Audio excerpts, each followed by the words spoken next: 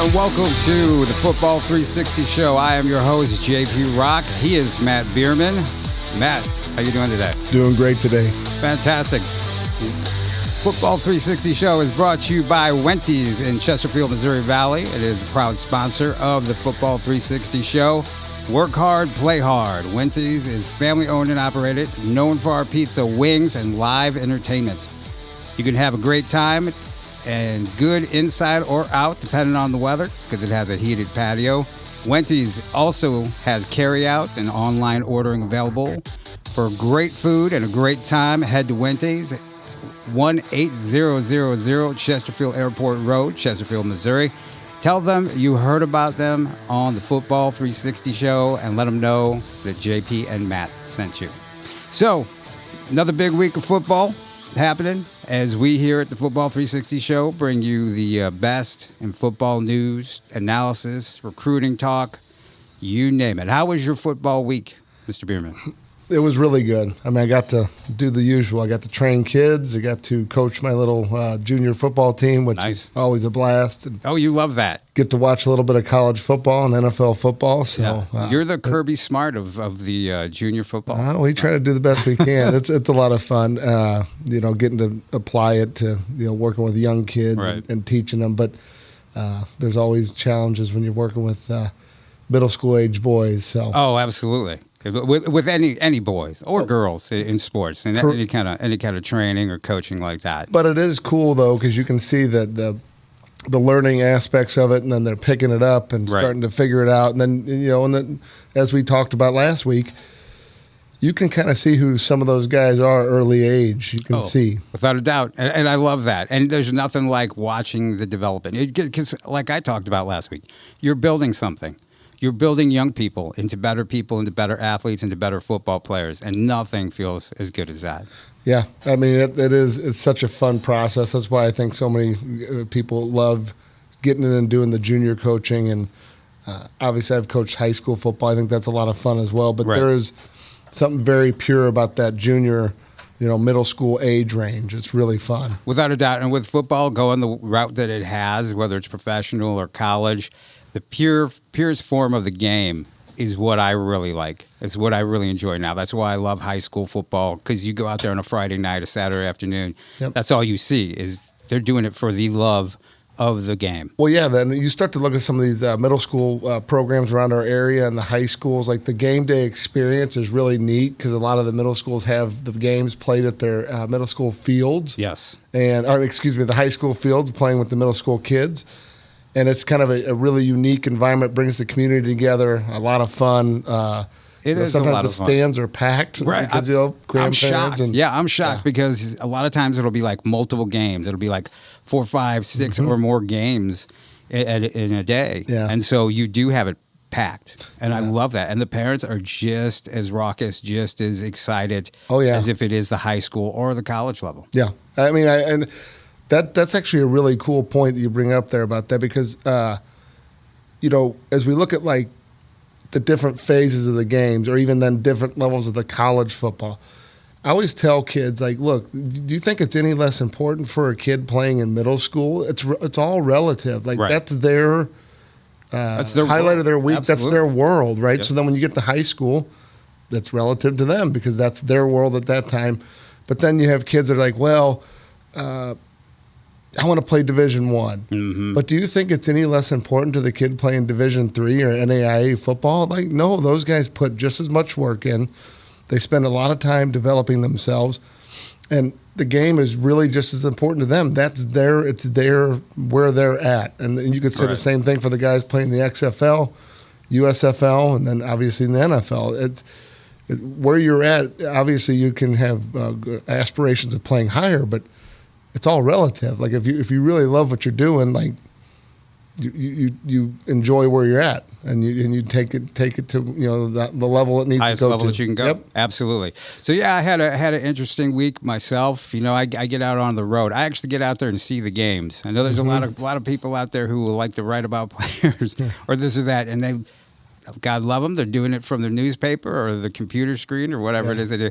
But I saw a great game. I saw football, high school football Thursday. Friday, and Saturday. Yeah. I typically will see 3 to 5 games a week is what I do. And so Thursday, great game between Parkway North and Rockwood Summit. Got to see that. Elijah Stevens, who we're going to talk about a little bit later on. Huge game, 35 carries, 245 yards, 5 touchdowns. Yeah. Just a workhorse. And I know that you're familiar with Elijah. Yeah, definitely. And then Friday, made the trip over to Kansas City, to Blue Springs, beautiful Blue Springs, Missouri. Who was not necessarily a huge fan of Mr. J.P. Rock. I had to pull the "Do you not know who I am?" No, I'm just kidding. I need to get on the field. Didn't want to let me in, but we worked it out, which is nice. Appreciate that. And then Saturday, I got to see Hazelwood Central versus Kirkwood, and back home locally, and it was just great. Mizzou. We're going to talk about big game. Big Mizzou win. Mizzou beats number 15 ranked at the time. They're no longer in the top 25. Yeah. They booted them out 30-27. Did you get a chance to see that? I was coaching a game during the game, so I got to catch the kick. I got to catch the kick at the very end, and then I went back and rewatched the entire game, and it was one hell of an effort by the Tigers and all the players that on the team. Right. So 61-yard record-setting, I'm assuming. Record-setting kick. But, man, he had so much leg. It could have went 65 or more. You know, in that situation, too, where they had like a little bit of a bungled situation, I know the fans weren't real happy about it, where they let the time run down and they got a penalty, delay a game. That's got to play havoc on a kicker who's thinking he's going to, kick, add 5 yards, right, and put him in plus 60 range. But he handled it so smoothly, just undaunted. He didn't phase him one bit. He hammered it. He hammered it, and it was a real great execution on the snap. Obviously, great execution on the hold. But then, to kick the ball 61 yards, and it had more distance on it as well. I mean, he could have gone a little bit further. Yeah, that's what I said. It looked like it could have went 65, 70 yards. Yeah, for sure. That good. So we're going to talk some Mizzou football with that. Another big game right around the corner. Memphis is going to be it's played here in St. Louis. Yeah, you wonder if that's a trap game, too, because you're coming off a big win, right? You're facing a 3-0 Memphis team who's very solid. I mean, they're definitely doing things right, and they've been one of those programs the last, 7-8 years that's been really consistent. There's a few players that we've had over the years from St. Louis area that go down and played for the Tigers. Robert Steeples is one that comes to mind, who's now coaching at LSU. Trayson Neal, who's was a snapper there. Yep. And then Mitchell Gildahouse is there from Borgia. Yeah, St. Francis Borgia, yep. Washington, Missouri. So, St. Louis kids all over the place. We're going to talk about that as well. Young quarterback, well, he's not that young anymore, that you helped develop, Mr. Brett Gabbert. Whoa. Heck of a game, heck of a week. Won the MAC Offensive Player of the Week award. Yeah, and he's the huge road win against Cincinnati, which I think was the first time they beat him since 2005. And Brett put him on his back and made some huge plays. Same things he did when he was in high school. I mean, the guy was probably one of the most high-performing quarterbacks to ever come out of the St. Louis area. Yes, and probably didn't get the respect that he deserved. I'm not quite sure why. I can say that 100% he didn't get the respect that he deserved. I mean, he was just phenomenal. He's proven it on the college level. And that's the thing that we also talked about last week is go where you want it, go where you can perform, right? And if you're good enough, it's going to show through. Because right now, I mean, it makes some schools, including some local schools, look a little silly. Yeah. I mean, he's a guy that, watching his recruitment and being involved a little bit, crazy the number of schools that decided to pass, but the number of conversations I had with coaches who said, by far best quarterback we've seen in this class. Yes. Like performance was off the charts. I mean, he managed that offense at CBC extremely well. It was like playing chess. I mean, he was dialing stuff up, checking in and out of stuff in high school that you don't see kids do. Obviously, he's got the advantage of two older brothers that help him with film study. And Another great story there. Yeah. The older brothers being Blaine, played at the University of Missouri, currently in the NFL with the Chiefs, and Tyler, also D1 quarterback. How many families have produced 3 D1 quarterbacks? It's pretty crazy, and they're all great kids, and can absolutely rip the football. I think Brett probably possesses some skill sets that both Blaine and Tyler didn't have. He's a combination of them both. Right. And then he's got the added benefit of being around those guys and getting to learn from them and dial in that higher level of the game of the X's and O's and execution and film study. But he's unbelievable. But one of the quotes, actually an NFL scout sent me a clip of one of the coaches, Coach Chuck Martin, the head coach, had a press conference, and he was talking about how Brett his number one skill was his toughness. Okay, and he has a lot of high level skills, but being number one of those is toughness. And I thought it was interesting that the guy that sent it to me just sent it and said, "Hey, check this out." So those guys are watching, right? They're definitely dialing in. Brett's definitely on people's radar. That's what I was going to ask you. Do you think he will get a shot in the NFL? I think he will. From what I've talked to the coaches at Miami, when I've seen them, coaches coming in and watching him, and then scouts have definitely spoken highly in his favor. I mean, he has an absolute cannon, and I think what's going to bode well for him is that maybe he got knocked a little bit for being 6 foot tall coming out of high school. That's exactly what it was. I can tell you that. But now we got guys in the NFL that are the same size, but he has really built his body up. He's very strong, very stout. I mean, he had a heck of a run. Came out of the game a few plays, dove for the end zone, got hit in the ribs. Got up. I was a little dazed. Took a play or two off, came back in and just lit it up. Right. But yeah, he'll be a fun story to follow as we get into next year. He's got one more year of eligibility, so he can choose whatever he wants to do at the end of this year. He can come out, he can stay, he can, so he enter the portal. Yeah, he can do a little bit of everything. Yeah, he has those options, and it's 100% was his height, because I remember his recruitment. I followed and scouted Brett, and I remember his recruitment, and I remember telling everybody he is the best. He is the most complete quarterback of the 3 brothers. Now you're talking about 2 other very highly skilled guys. But his mechanics, the way he spun the ball, I mean, just everything, the way his ability to read defenses, and you're right about his athleticism. His athleticism was underrated. Very good running the ball. He could run it in high school. Really good athlete. I believe he was a baseball player, too. Yes, very, very good high-level baseball player. Just had to give it up as he went further in the game. Funny story, though, so I had the pleasure of working with Blaine and Tyler as both young guys and then up through their careers. But Brett was a little bit younger than them, obviously, so there was a day we were up throwing at the field. Tyler was still in college. Blaine's now in the NFL, but Tyler was back. I think Brett was maybe 4th going into 5th grade, and we were out on a backfield just doing some throws, and Tyler made a comment to me. He's like, this isn't fair. He's like, I didn't get to start doing this stuff till I was like 5th and 6th grade, right? So he's already like a year and a half ahead of him. And we had a little competition thrown into a bucket, and Brett won. Without question. He was a little guy at the time, so I remember, from youth on, he had the best accuracy, he had the best footwork, the best overall mechanics. I mean, no shot at the other brothers. No, you're talking about Blaine, who's got a 12-year career in the NFL. He's he's a Super Bowl champion. He's backed up Tom Brady. He's played in his own right. And won some meaningful games in the NFL. Right. Took a lot of snaps, and then you have, Tyler, who's in his own right was one heck of a quarterback. Played at Mizzou, and then finished up at UCF. But I remember I was at Blaine's pro day, so this is a big deal. Obviously, every NFL team was there at Mizzou, and it was a big deal. And he ends up being a top 10 pick. But I said to the guy, I think it was Jim Thomas, was at the time was writing, and he did an article, and Brett was a little boy sitting up in the stands. And if you could go back and look at it in the paper, they actually talk about him. And one of the things he asked me was, well, what do you?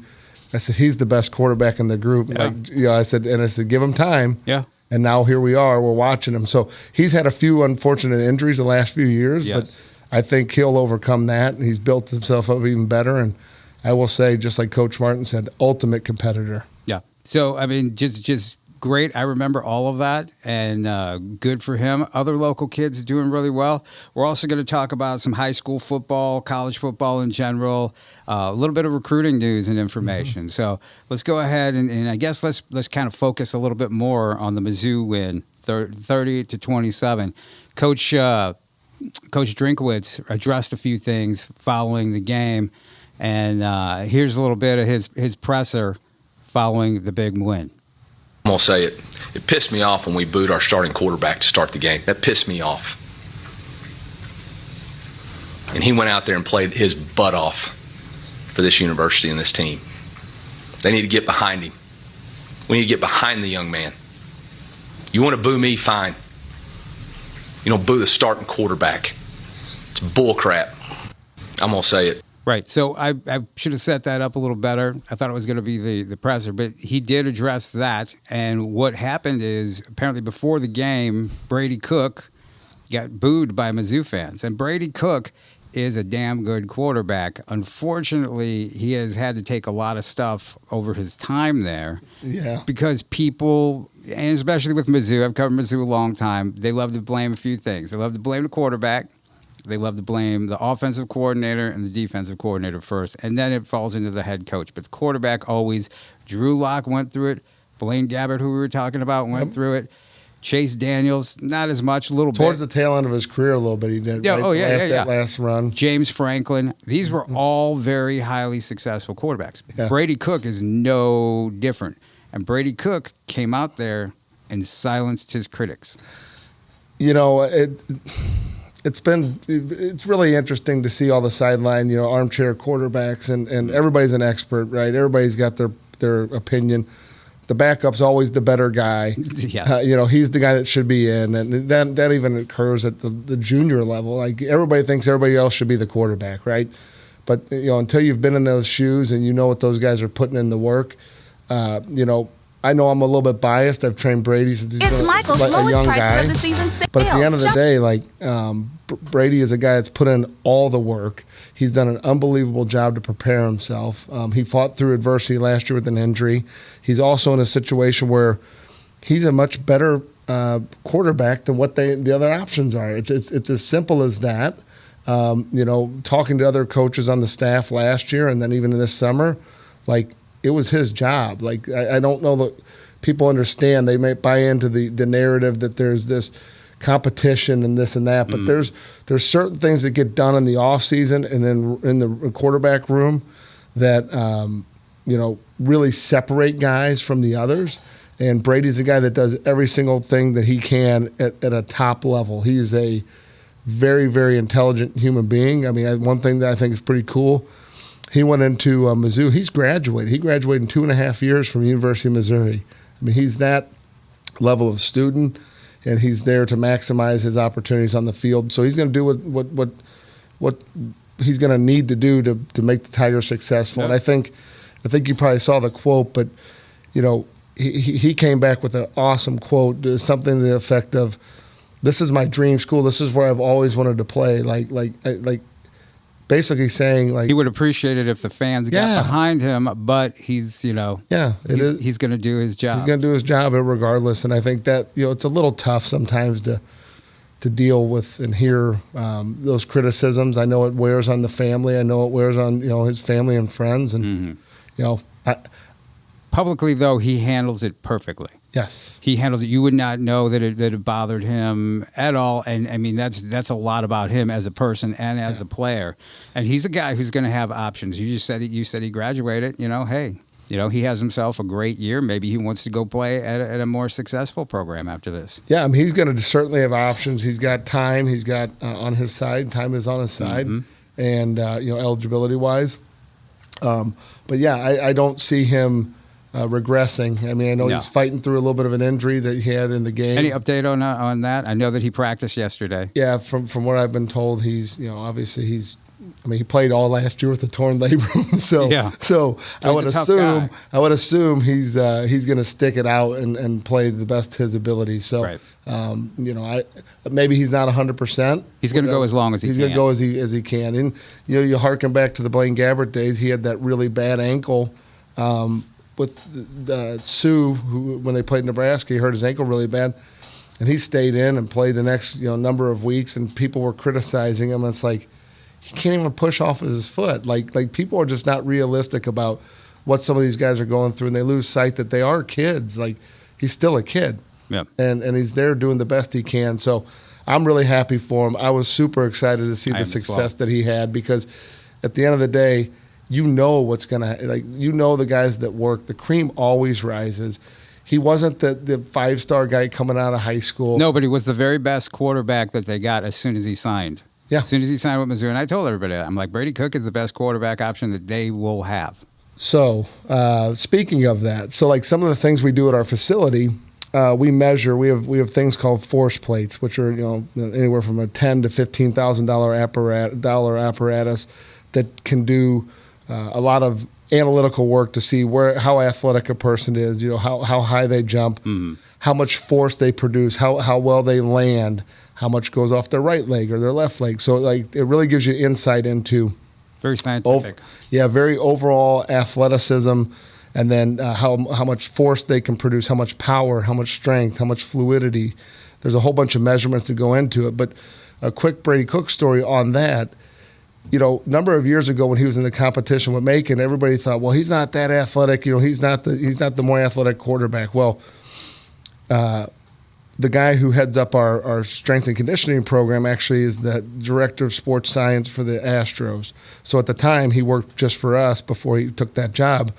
And he comes into my office saying, hey, who's this Brady Cook kid? So Brady was like a sophomore. Mm-hmm.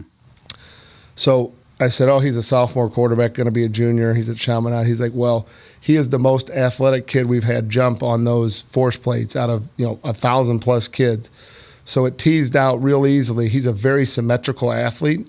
So I relayed that story to one of the coaches at Mizzou, and he said to me, he's like, well, that's very interesting that you say that. He's like, our catapult system that we monitor the kids in practice, they monitor, they have chips in the back of their jerseys.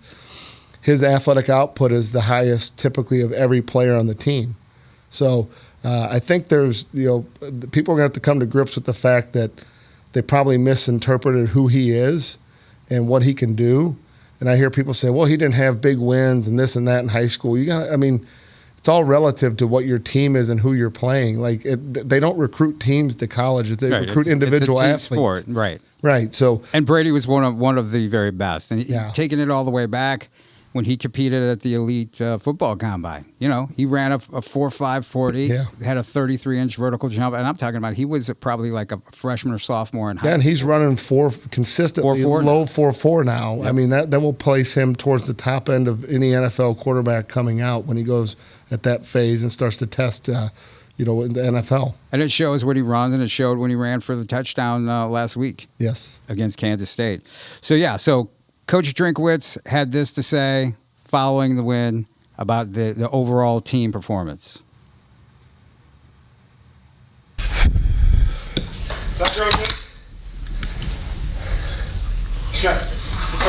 Taking a drink take some questions. after a big win. Yeah.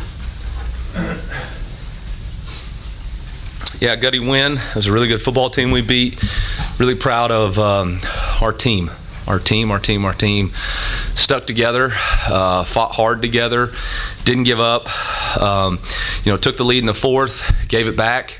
Had several loss of momentum opportunities, and we just kept fighting. And that's the type of game that we need as a team and an organization. And couldn't be any prouder of Harrison Mevis. 61-yard field goal. They had the right to choose the wind in the third quarter, and they went with it. And I told Eric before, I said in the fourth quarter we're going to hit a winner with our field goal. I didn't realize it'd be 61, but without the wind, I'm not sure if that happens. And so, it was a lot of fun. We would have got to re-kick it. They had 2 number 8s on the field. That's what the flag was. But really proud of Brady Cook. Man, what a gutsy win. What a gutsy performance. Knee sprain in the second quarter. Plays his butt off, limited in what he could do, running the ball, which was his biggest weapon in the first half, and still came out and used his arm to throw the ball down the field. Did a great job. Thought Kirby had some really good play calls and designs. Had a few critical mistakes that we'll take off the tape. Totally 100% on me. I knew he had spiked it, did not realize that. Or I was talking to Eric about having to cover and Blake about having to cover. Did not realize that we were huddled up on the sideline. So completely boneheaded. But sometimes your players bail you out, and that's what they did there. And we'll learn from it and move on. Really proud of the defense. I thought they harassed the quarterback all day. I thought they stuffed the run all day, and they give you a lot of diversity on offense. And so for us to play as clean a game as we did, and the first touchdown in the game was a fluke play. So really proud of our defense and the way they held up. So yeah, again, mentions Brady Cook, the knee injury, playing through it and helping lead Mizzou to the win. Yeah, Coach Drinkowitz obviously has to be thrilled because he knows that's going to buy him some valuable time. As you know, with college coaches, they're always on the chopping block, always on the hot seat. They are, and everybody can have their opinion on what people should do or shouldn't do. It was good to hear him, fess up. Clearly that was not ideal with being over the sideline. Clearly that was a miscommunication, but that happens in games. It happens at every level of the game. Every level, from 7-on-7, GAFL. Yeah, oh my gosh, yeah. So you can watch it in high school games. Yeah, it just happens. So it's just super exciting, and I think the biggest thing to look forward to, and we can talk about it next week, is going to be how do they react? Are they really that team? Because they're just outside the top 25 right now. Are they going to be able to take that next leap? Have two quality wins back to back, right? Exactly. And I think that's they match up well with Memphis on paper, but will they get that win and can they come to the St. Louis, which they haven't been to in many years, and put a quality win up on the ledger? Which it would be great for recruiting, even better for recruiting. Yeah. If you come into St. Louis, I love that they're playing a game here in St. Louis. It will only help with recruiting.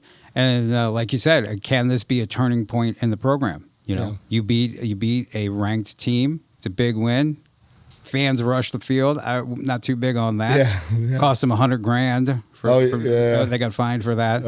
Act like you've been there before. Yeah. But could this be a turning point in the program? They had a lot of recruits up there. Yeah, I think it is. The buzz with the kids about Mizzou, I think, is really at a highlight level right now. I think they're doing some really good things with the NIL to target the higher level kids, and the local guys are doing well. Look at it. Look at the local guys doing well up there. You have Brady Cook. You have Cody Schrader. Luther Burden is now a focal point of the offense, and he's a different receiver this year. He really 100%. is. He has definitely stepped up his game, and he definitely looks more comfortable. That's it. He's more comfortable. He knows the offense better. He's doing his thing. He looks like the Luther in high school early in the season. So they're 3-0. They're playing Memphis this week. That's going to be a huge game. And then after that, I do believe on the schedule, without looking at it, they get LSU. Yeah, I think that'll be a huge test. Yeah, because remember that was the signature win a number of years ago. They got them the year after the national championship. Mm-hmm. We caught them, and they were depleted, and their defensive backfield did not look very good. And it'll be fun to see LSU though, because they got some local products that are a former Mizzou Tiger, Kai Wenga, who's a national high-level player. Who we've both watched since he was like an 8th grader. Yeah, absolute stud. That was a tough one to get to lose. Then you also have Mac Markways playing down there some. I saw that. Nice to see. I think it was his first game. Yeah, a year ago, Mac was working flag football for us during the fall because he didn't get to play his senior season. Mm-hmm. And so we put him to work coaching little kids in flag football. And fast forward 1 year, and he's catching balls in SEC football game. Down there playing it. And, he's another guy who had a tough high school career. Yep. Dealt with some injuries, come back. But, Mac – built like a NFL player. Yeah. When he was like in 8th grade, it's like, who is that kid? Everybody saw him as like, who is that kid? So He's a monster. I remember he was, I think it was eighth. No, he was in ninth. He had played his senior or his freshman year, broke, I believe, both thumbs or both wrists like in that season. A really bizarre deal. So at the end of that year, I was talking to his dad, and we were talking about like recruitment and things like that. We're starting to kind of heat up, and I said, "Hey, do you have video of him dunking a ball? Because he'd been able to dunk a ball since he was in eighth grade." He's like, "Oh yeah, let me send you some." So he ran some routes with the guy Derek Stanley, one of our coaches who played for the Rams. Really, really good guy and awesome coach. And he ran routes, caught a few balls, and then we put that video of him dunking, like two-hand dunking.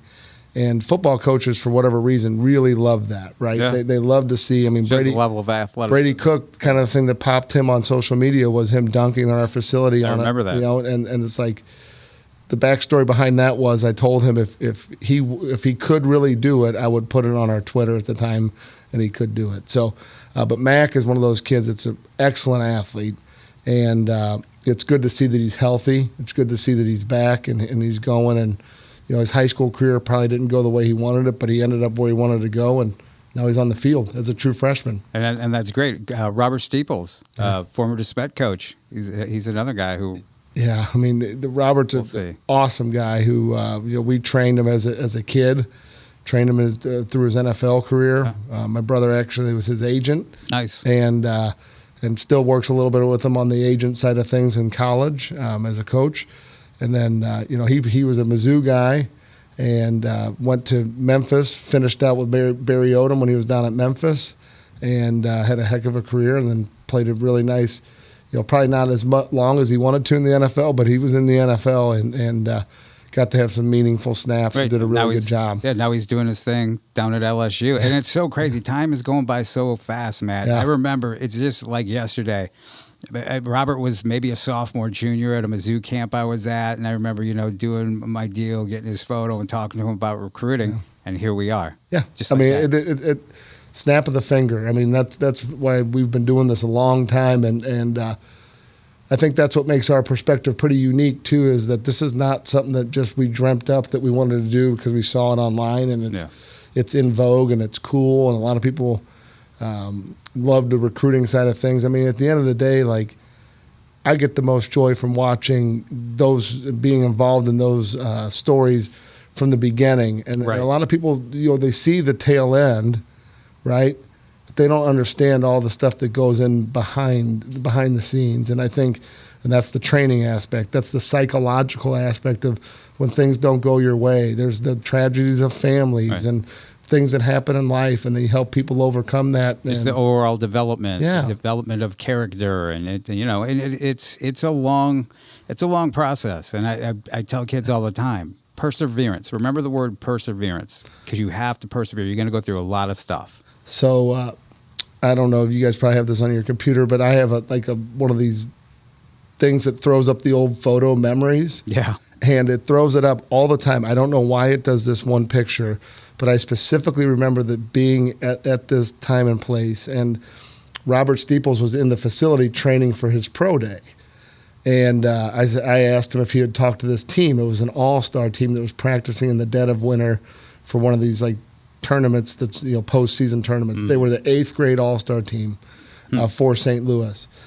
And there was a young kid. There was a Trevor Trout was on that team.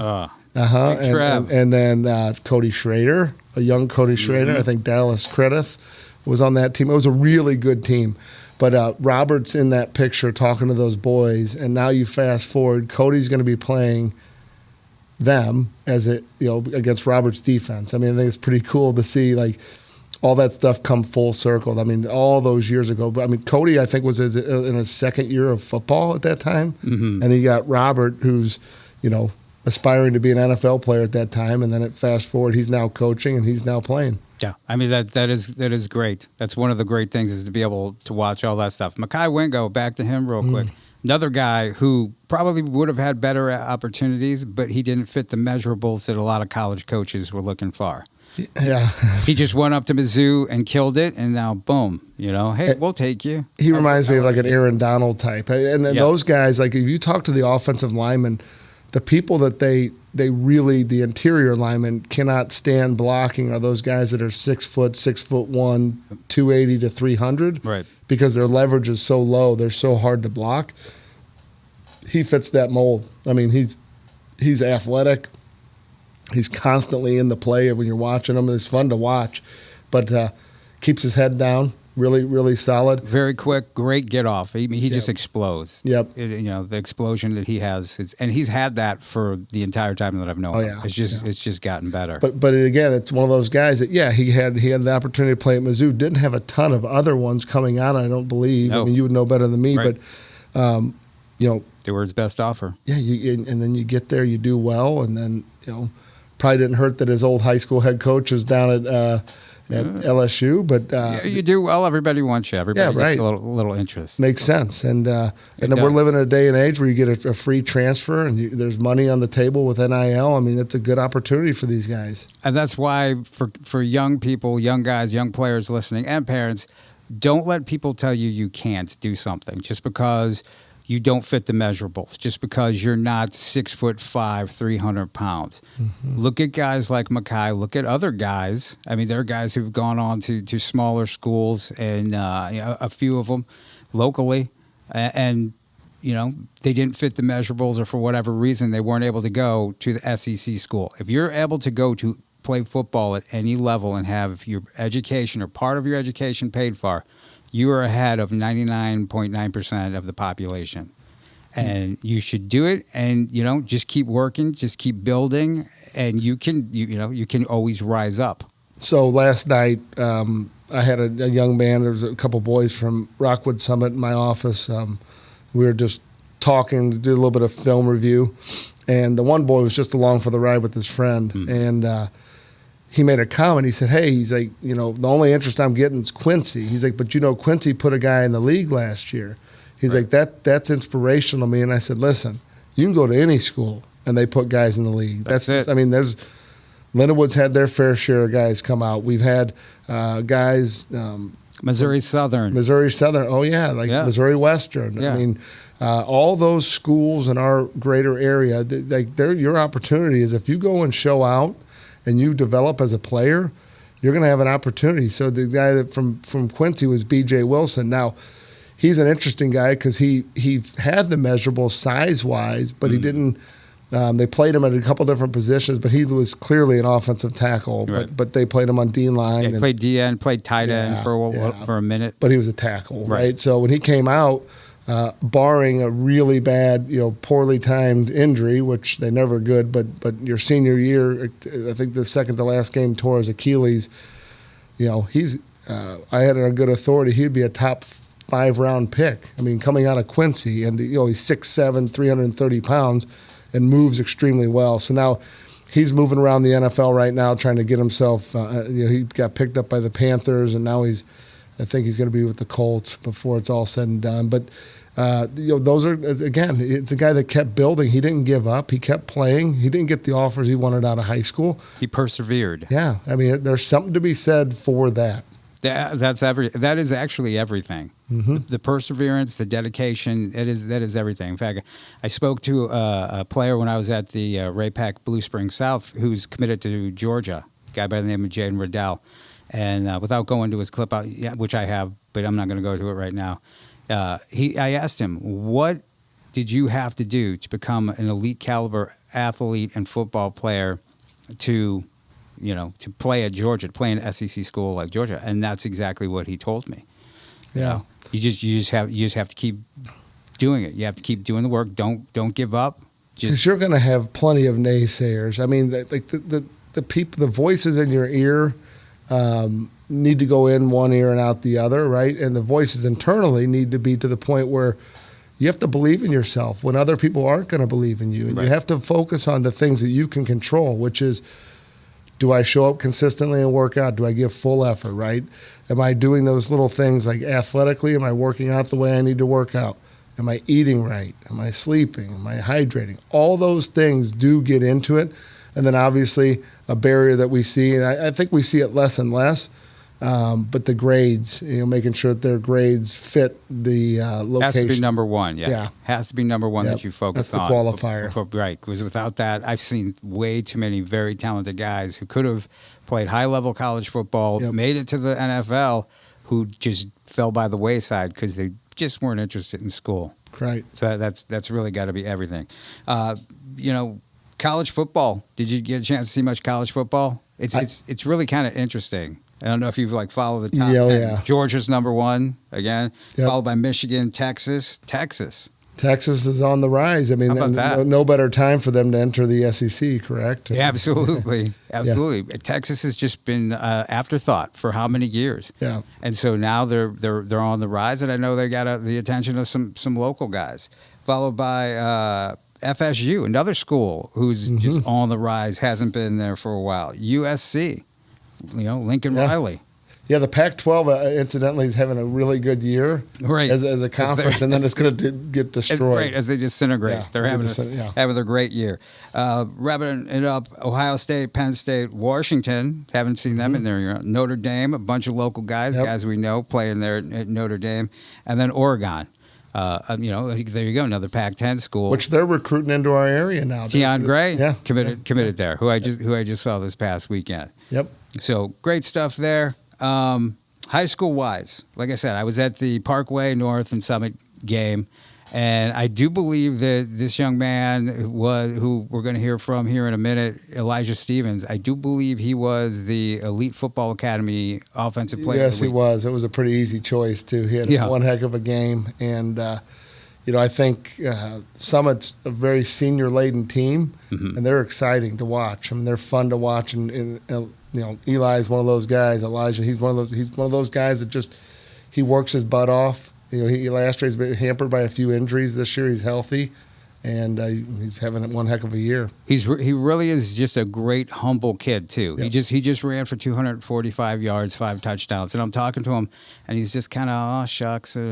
So I spoke with Elijah Stevens following the game, and here's what he had to say. Elijah Stevens, class of 2024, Rockville Summit, play running back. I've got offers from Western Missouri, Culver Stockton, and Illinois College. I'm hearing from Pitt State and Central Missouri. Going to Central Missouri this Saturday. Thoughts on tonight's game? Big win over Parkway North. Oh yeah, they're kind of like a little rivalry. We've been playing them since 7th grade, so it's always nice to beat them. So what were your numbers? 37 carries for 243 yards, 5 touchdowns. Your best night? Yeah, that's a career day for me. So, and career all those stats. So, it's definitely special. And I did on a Thursday. 5 touchdowns. Yeah, credit to the O-line. They stepped up in a big way. So, credit to those guys, and I kind of just took care of the rest from there. Describe your style as a running back. I think my style is patient, patient with speed. I can use power when needed to get close. Short yard situations, but I think patient and speed is what I would describe myself as. So big night from him. The next day, he went up to Central Missouri for a game day visit. They're recruiting him as well. He's a guy who would fit in good at a Quincy University, all those schools. He reminds me a lot, not necessarily in his style of play, but he reminds me a lot of Cody Schrader. Yep. Yeah, he's very versatile, and I think the way that they run their offense, I mean, when he's the focal point, I mean, he's going to get a lot. He's going to be able to shine, right? And so, the way that he plays his game will translate in college, right? And is he going to have every big school in the country? No, probably not, because it's a little late in his senior year. But that doesn't mean anything. It doesn't demean anything as him as a player. He's going to get a chance to be one of the 5.8% to get to play, collegiately. Exactly, and like I said, if he goes to Central Missouri State or he goes to one of the other schools that he was mentioning there, that's not over. That's not the end of the story, right? The journey continues. Depends on how well he plays. He can be that guy. He could stay there for the entire 4 years and have NFL teams look at him. Yeah. Or, the opportunity arises. He has an option to go someplace else, like Cody Schrader. Yep. And Cody should be viewed as a inspiration, but also a pathway looking at the reality of what can happen. Exactly. And Elijah, very fast guy. He's a fast guy. He has good speed. He kind of downplayed his power though, but he's a tough guy, runs hard between the tackles, and moves the pile. He can pretty much do it all. Has good hands. He played on your boom 7-on-7. Yeah, played boom with us. We do 7-on-7 in the off season. Very, very talented. Again, guy that can catch the ball. Usually don't make 7-on-7 teams as a running back if you're just a power guy, if you can't catch. Right. Something I thought was interesting that he brought up too, that hey, we've been playing these guys since 7th grade. Those junior football guys, the Park Rock Junior League or the Suburban Junior League or the Junior GAC, has really done a good job of getting those kids, that by their school district and school to play together, and then they go, kind of start in 6th grade. Some of the leagues start in 4th and 5th. And then play all the way up through high school. So it makes for a really unique environment because a lot of times they've been playing each other. They know each other. They know each other, and it was great, and they're jawing at each other on the field. Yeah. But after the game, they're all, high-fiving, and they all know each other, and everybody gets along. So definitely. It's really great. So I was at the Blue Springs South Park Ray-Pac game as well. Really good game. Ray-Pac started slow, and they came back and beat Blue Springs South on their homecoming game, right? Yeah. And I me, I'm Switzerland, baby. I don't root for nobody. Yeah, well, However, I'm not gonna lie. Not wanting to let me, in. And then I'm seeing the final score. I'm like, yeah. They brought that on themselves. They got to let you in next time. It was the Rock effect. Yeah, JP Rock curse. Right. I'm like, I'm a little voodoo right there. Well, but no, it was great. So I spoke with Jaden Riddell, who unbelievable elite caliber tight end. He's a legit 6'5", 225, 230. Yeah. Very fast. He is right there in my opinion. I know everybody mentions Ryan Wingo and Jeremiah Macklin. He is amongst those guys as far as the receiver goes. He's right up there with them, including in my ranking. So I spoke with Jaden Riddell following the game, and here's what he had to say. Jaden Riddell, class of 2024, committed to Georgia, tight end. It's been a minute since we talked. Why exactly did you pick Ladies Georgia? and gentlemen, please direct your attention to the field for your very own Jaguar Pride marching Coach band. Harley's a great coach, and I love Coach Smart too. Right. Have you been down there yet for your The 2023 Jaguar Pride Yes, I marching have. I've show been is down titled there The Art 4 of times. Comics. Are you going down for The Art game? of Comics Yeah, I explores went the to the impact and meaning that comic opening books game hold in versus today's Martin. I'm going society. to their homecoming. It explores the evolution of Tell me comic what books it as a took powerful for you to medium of get to the point storytelling, to where art, you're and cultural a caliber expression. athlete going to Through SEC narratives school like of Georgia. our Just a lot of society. dedication and just giving it all to the sport and trying my hardest. There you go. Giving all to the sport.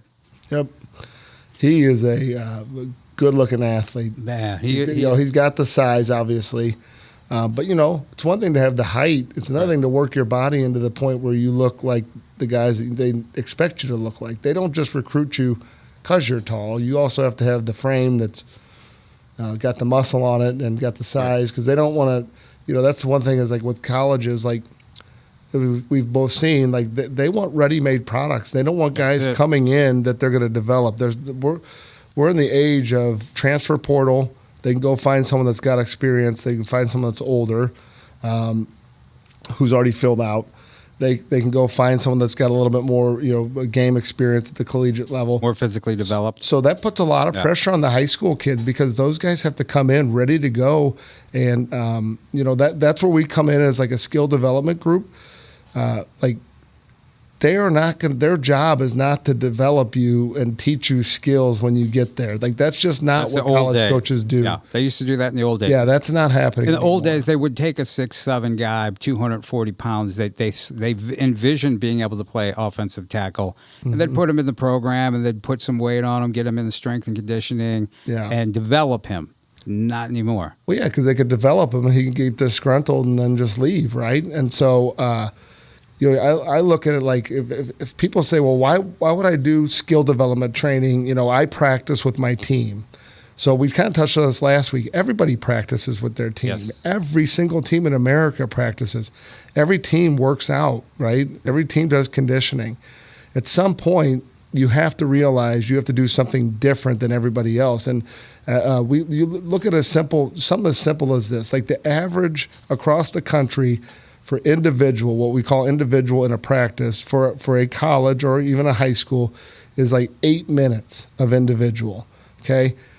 That means 8 minutes is allotted to the position coach. Say it's a receiver running routes, or the quarterback's doing some, warm-up throws. Those 8 minutes throughout the week is not much because you figure you're getting 4 solid practices before you play a game.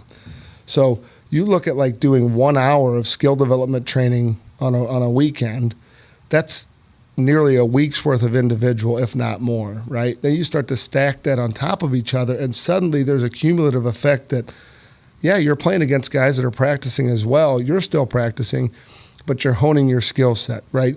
So I like to think of it in the terms of like a dance.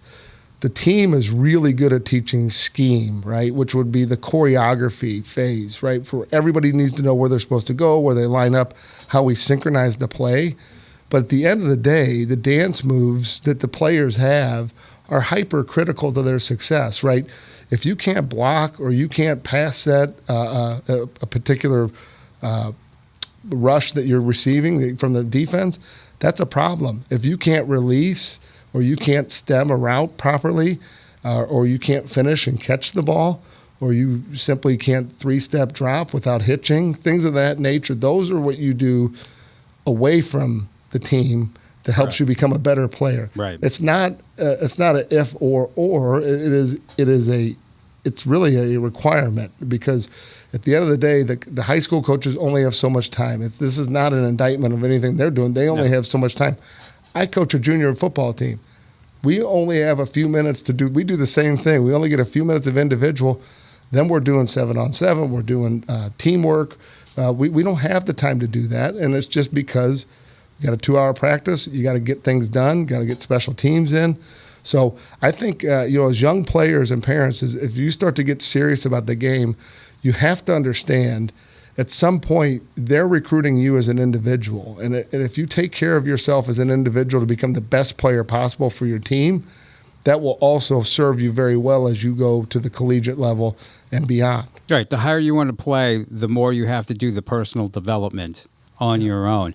And trust me, it's noticeable. Every time I'm out there on the sideline, every time I watch a kid, I can tell the kids who train versus the kids who do not. The kids who put in the time, the kids who put in the effort. And give yourself that edge. It is a definite edge. There's a young man who's at your place who is playing JV ball. A big kid, very, very, very athletic. He wants to play varsity. Guess what? He comes in, he takes that time to get developed, on his own time, and then he moves up. Yep, it happens all the time. And they say, well, where'd he come from? Well, he's been working, right? So, when preparation and opportunity meet, usually it's a good thing for you, right, if you've prepared. Right, exactly. And a couple of those kids I also saw this past weekend was Tion Gray's one, and a young man by the name of Blake Brown, both of them who you're familiar with, who've come in. And I think both of them participated in the Boom defensive line. Yeah, the lineman team. Team that you had. Unfortunately, they lost 17-0 to Kirkwood. And following the game, I had a chance to speak with Kirkwood head coach and former Mizzou player, former Philadelphia Eagle, Jeremy Macklin. And Jeremy Macklin had this to say about the game. Kirkwood head coach, Jeremy Macklin. Coach, thoughts on today's win? I thought defensively we were good, man. Offensively we were good early. Man, in games like that, man, when you're able to score early, man, you got to keep the pedal down. And I take the blame for that. I feel like our guys didn't have that mentality, man, to put them away. We let them hang around. They made some plays in the second half. We're one play away from that game being a completely different story. So defense played well, though. But offensively, man, we got to get it together. Any individuals that stood out to you today? Yeah, I thought there's a bunch of guys defensively that played well, man. I thought 24 played well. I thought our corners played well. I thought our D-line got after the quarterback. Defensively played well. Your quarterback, you have two good quarterbacks. Your quarterback situation is pretty fluid. Yeah, 7 was a little banged up today, so 13 got the nod. And like I said, we did some good things early, some things that he's going to want to correct once we look at the film. But he's young, man. He's going to keep on battling.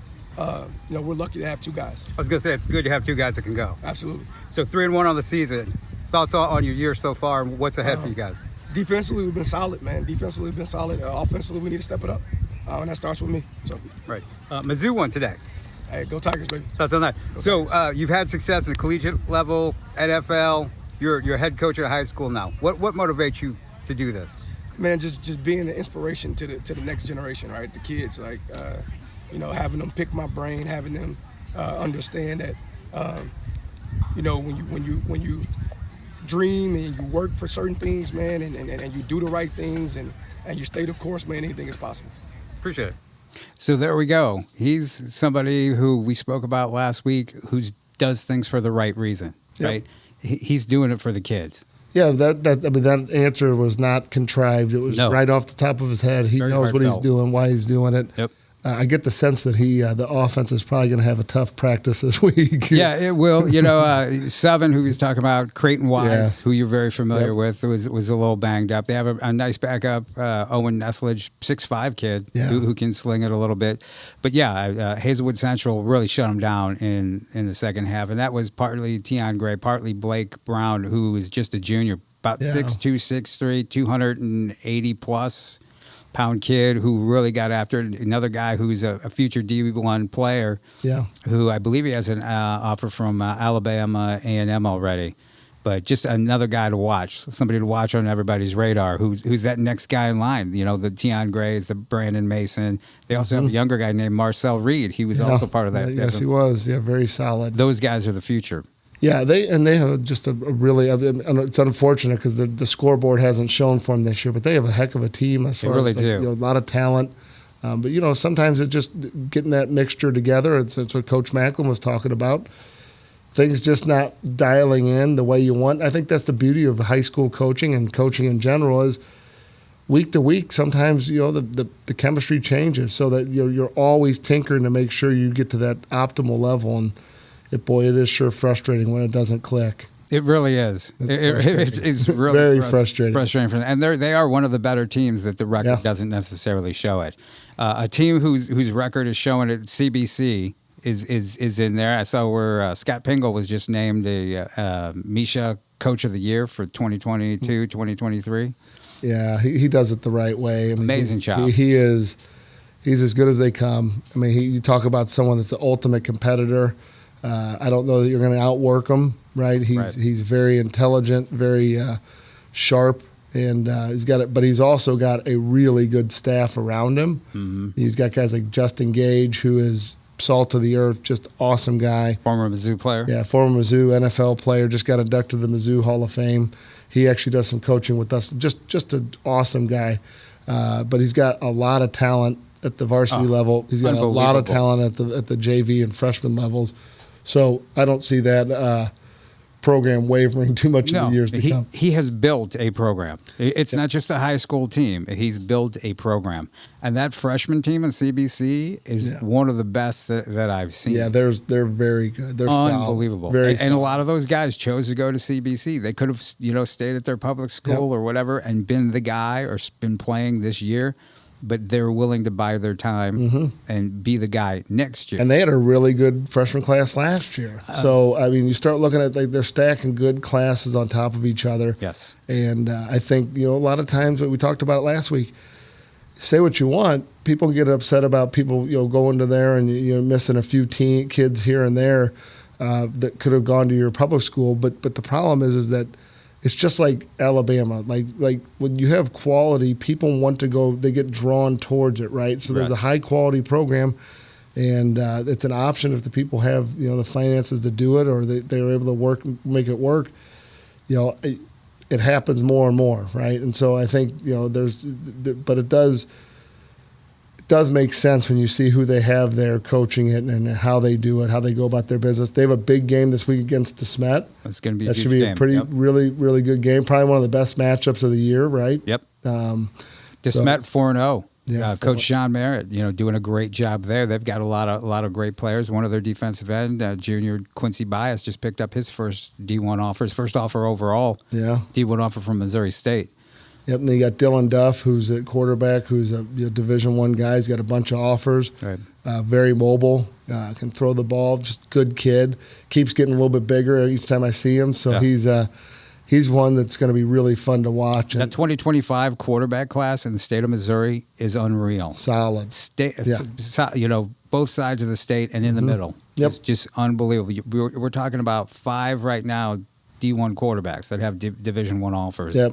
And there's a couple more. Yeah, there's more that there's more on the way. Offers. Right. Yeah. The schools or people don't know about. On the other side of the state, Lee Summit North, they're really right there. I think there's going to be a head-to-head matchup for the state championship if it all lines up the way it does between them and CBC. Yep. Luther North currently, Luther North's 4-0, but Lee Summit North is 4-0. Coach Jamar Mosey, who played at Blue Springs, I believe he played at Oklahoma, head coach there, doing the exact same thing over there. Just unbelievable program. He has one of the best freshman teams in the state.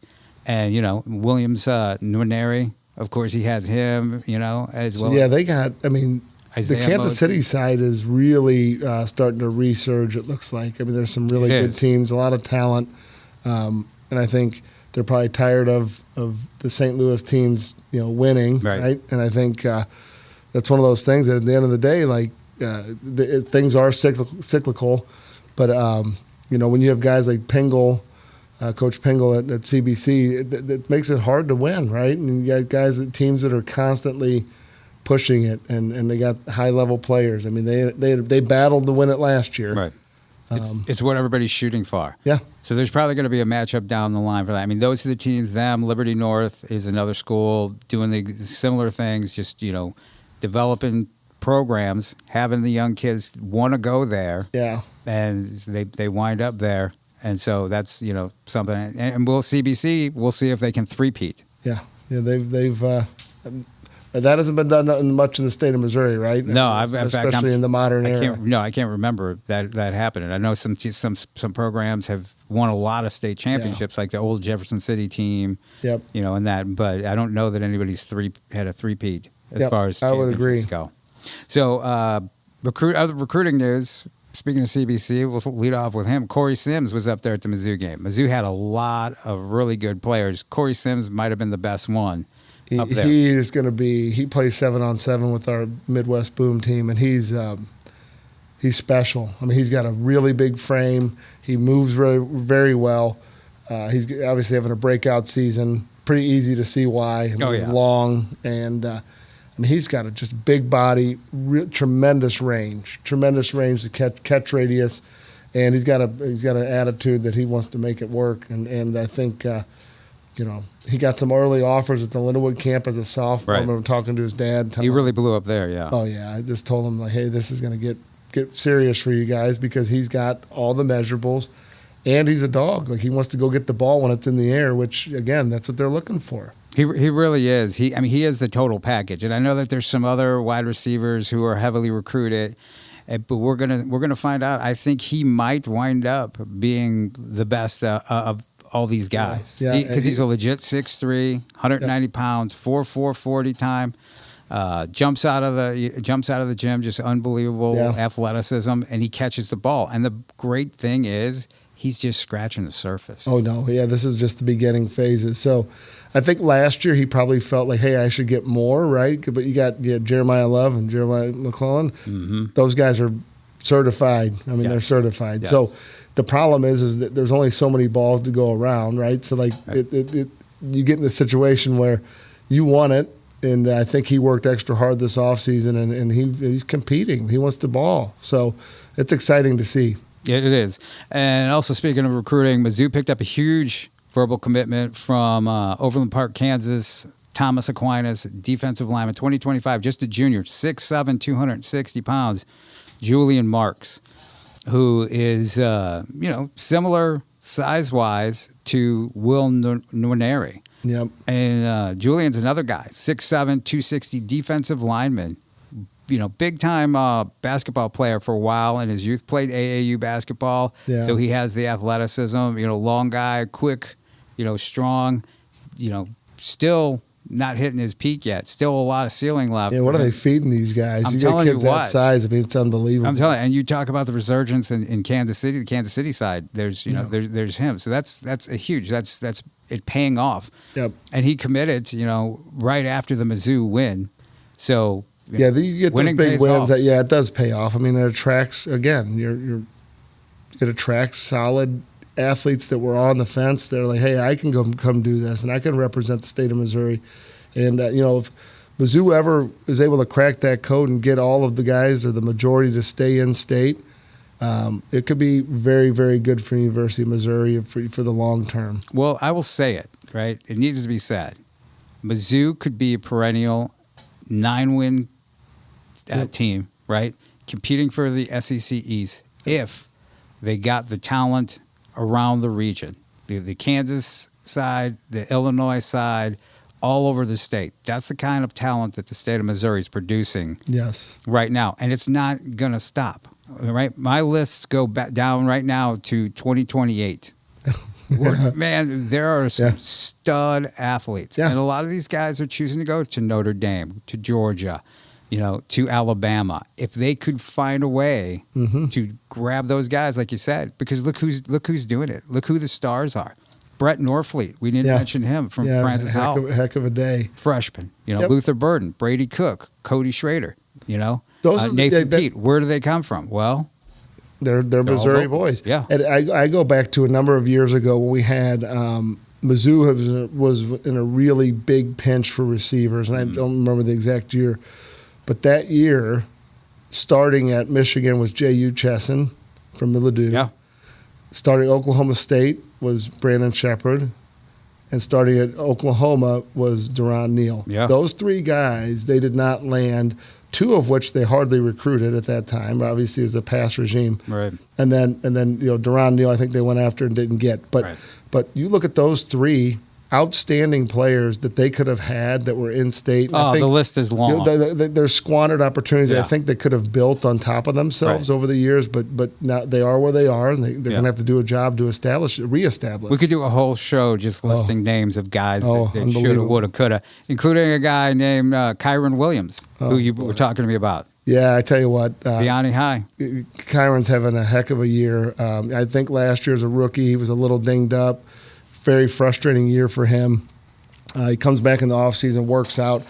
He spends a lot of time with one of our coaches, a guy named Jeff Lavecchio, and Dr. Tony Katakis, who does a lot of the physical work on a lot of these guys for hip mobility and just general body work. And Kyron spent a lot of time this offseason. And it's good just to see him. I've known him and his family since he's been a little kid. He comes in and he's trained since he's been a little guy. I mean, we trained his team when he was at Chesterfield football and all the way through high school. So he's one of those guys that's exciting to see. I know the Rams were super high on him. They were super excited to get him when he came out. And now they're starting to see the fruits of his labor, and he's putting on, I think he's 3 touchdowns in, maybe 4 touchdowns into the early in the season. There's talk of Cam Akers not being, the featured guy anymore, that Kyron's the guy. And I believe it. I mean, he has the talent. He's the guy that, and he's always had it. Yes. It's so funny because, like you said, you've known him since he was a little kid. He's always had it. Quick, interesting story. I remember being at a camp, and it was, like we're talking about guys that slipped through the crack. Yeah. Kyron, I remember him and his mom and coming up to me and being like, the coaches don't really want to talk to me, and this is really where I would like to go. It was his dream school at the time, and they just ignored him. I watched it happen. Were you there? Okay. I was there. You were there. I watched it, and it happened. I got into it with one of the coaches about it. Yeah, they were pretty upset, and that coach is currently in the NFL. Yeah. Right now, but they could have had Kyron. That's what I'm talking about. Yeah. So the state of Missouri is right now producing enough talent to build a championship team. Yep. For whatever team or teams want to land the majority of it, they have that ability. We have national level talent. I mean, you look at, we talked about them earlier, Brady Cook and Brett Gabbard. Mm-hmm. They're both on the Manning, they both were on the Manning top quarterbacks, so the Manning Award. Yeah. They're both on that list, and that's exciting, right? It's very exciting. We take pride in it because they're 2 kids that we've trained, right? I mean, out of however many quarterbacks in the country, 2 guys that have come out of our facility are being there's a lot of those honored. guys. I mean, I would say disproportionately for the size of our city, we've had a lot of success for literally being one of the a mid-sized market. We're not one of the big markets, and we produce guys, and I think we take pride in helping guys get to that level, right? But it doesn't happen overnight. No. It's a And process. the reason that talent is on the rise, and there's so much of it now, is because of people like you, people training these kids, and these kids realizing that they need that added work to develop themselves. Yeah. That is the reason. Everybody's like, well, why is there so much better talent? You didn't have new people move in. You didn't have something in the water. It's because people are training. People like you are developing people. Yeah. And that's everything. Yep, it is. And at the end of the day, if you work for it and you have a dream, like Coach Macklin said, like you can work for it and it can become possible. But the reality of it is you also want to work with people that have been there and done that have actually been around guys that have produced and been part of their story. I can tell you, we haven't trained every single kid that's come out of St. Louis that's gone on and played Division I football, but the vast majority since 1999 we've been involved with. Yeah. And we take pride in that. But also from that, we've learned the experience of what works, what doesn't work. And then, a lot of those guys have come back. And so we've been able to, refine the process and speed it up. So, I think, again, it's great to do extra training. It's great to go out to the field by yourself. But we do live in a day and age when people do work with people that have experience. So you're better off getting with someone that understands what is going on. So if you're outside of the St. Louis area, you should be asking questions like, who have you worked with? How long do they work with you? What strategies do you employ to help them? Not only get recruited, but what things can you do? Do you offer performance training? Do you offer skill development? Do you offer nutrition? Do you have doctors on staff? All those things come into play.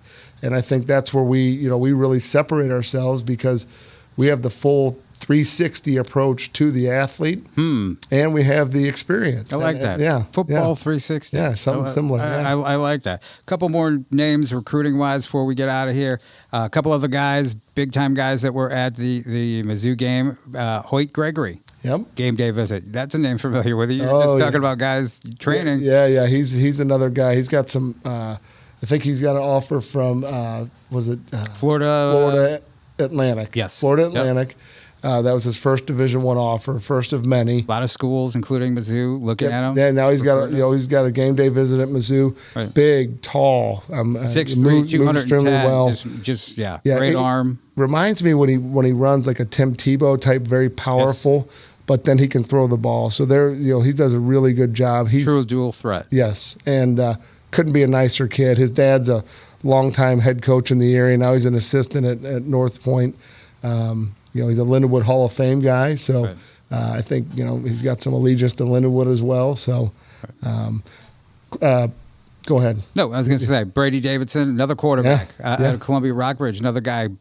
Several offers early, who was up there as well. Big, tall. I played with his dad in college. Did you really? Yes. Really, he was a long snapper, really good guy. Yeah, awesome guy. Ben? Yep. Davidson. Yep. Okay, I got you. 6'5", 190 pounds, just unbelievable athlete. Yep. Unbelievable athlete. Yeah, he showed really well at the Lindenwood camp this summer, and he did. Big, tall, and then he's playing behind. I think they're related. Kaiser? Sam Kaiser. Yeah. So the Columbia Rockbridge got two. It's very rare that you get two Division I level guys on the same team. Sam's a little dinged up, so Brady had some more time. Couple of quick offers to mention here real quick. Jack Lang, Eureka offensive lineman, picked up an offer this week from Kansas State. You had Toby Moore from McDonald County. Yeah. McDonald County, same similar area to where Talon Chandler. Yes, Talon. Toby was at the Elite Combine, committed to Barry UNLV. Odom and Michael Shear. Yeah, that's awesome. Jacoby Oliphant, probably one of the best, if not the best, under-recruited guy, in my opinion. 6'4", 200 pounds, safety, can do it all. Yep. Just track Very guy, athletic. And then Quinn Brown and Mason Burke. Yep. A couple of guys we're familiar with, picking up some offers from Lindenwood. Yeah, that was pretty cool to see. I got a text from Coach Stugart. Just cannot say enough good things about Coach Jed Stugart. We'll talk more about them in the Lindenwood program. Just class act, top to bottom. Was asking about Quinn and some questions, and then a couple of days later I saw he got offered. So really exciting. But kids, they do backgrounds. They want to know what you're doing, if you're working, if you're training. It's typically a good sign if you're doing a little bit more above and beyond, because they know when you get to college, you got to do a little bit more and go above and beyond. A lot of things that you got to do to be that guy, to have the schools come after you. It is a business. Yeah. Remember that it is a business. Yeah. Recruiting is a business on both sides. It's definitely a business for them, so you need to treat it like a business yourself. Yes, you do. And that will do it for this edition. It was so nice. We decided to do it twice. Yes, sir. Right? We came back. Going to do it some more. Football 360 show. I'm JP Rock. He is Matt Bierman. And we'll see you next time.